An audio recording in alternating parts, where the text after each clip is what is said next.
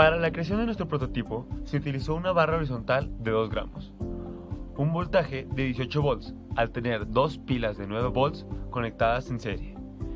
Nuestro prototipo tiene una longitud de 15 centímetros y utiliza 7 imanes de neodimio de 15 milímetros de diámetro, estos con una separación de 0.5 centímetros entre ellos.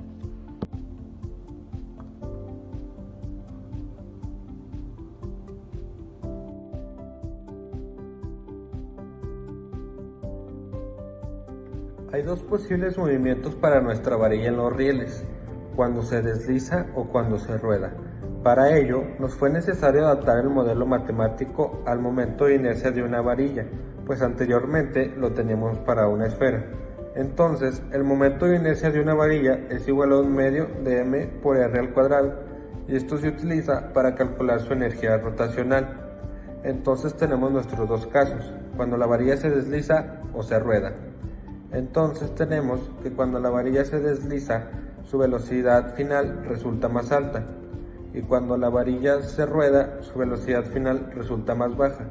Esto porque cuando la varilla se rueda existe fricción.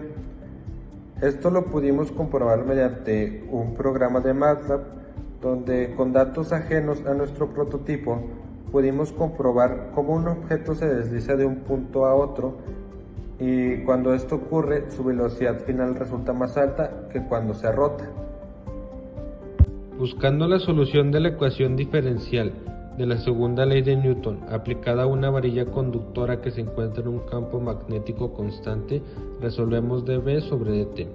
Entonces, a partir de la segunda ley de Newton nos queda dB sobre dt es igual a beta, la cual resolveremos por método de separación de variable, despejando el diferencial de tiempo y resolviendo las dos integrales que se formaron, teniendo como resultado velocidad final es igual a velocidad inicial más beta por tiempo final.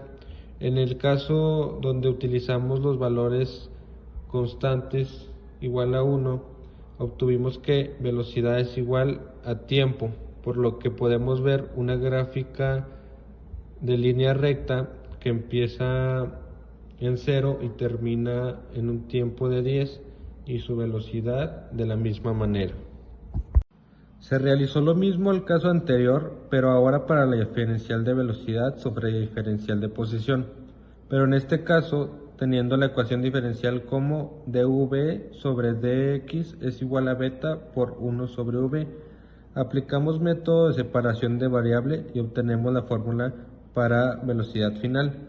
Se obtiene la siguiente gráfica de valores, la cual se comprobó mediante el método de Runge-Kutta, donde introducimos la ecuación diferencial para que la resolviera y también introducimos la solución exacta, que fue la que obtuvimos por método de separación de variable, para así comparar ambas soluciones y ver que estuvieran correctas. Esto también lo aplicamos en la ecuación anterior.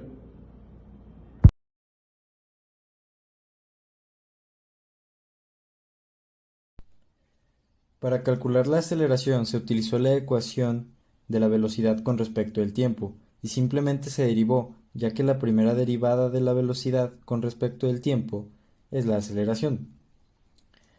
Obtuvimos que en presencia de un campo magnético la aceleración es 1 metro sobre segundo cuadrado y sin presencia del campo la aceleración es de 0 metros sobre segundo cuadrado. Cuando la gráfica está en el punto 1, es porque la varilla está pasando por encima de un imán. Cuando ésta está pasando por encima de algún lugar donde no hay imanes, es cuando la gráfica está en el punto 0. Para la gráfica de la velocidad utilizamos la ecuación de la velocidad con respecto al tiempo. Con el programa que estábamos utilizando, no logramos graficar el cambio de la velocidad al pasar por los 7 imanes, como se muestra en la gráfica azul, por lo que recurrimos a utilizar el programa de Runge-Kutta.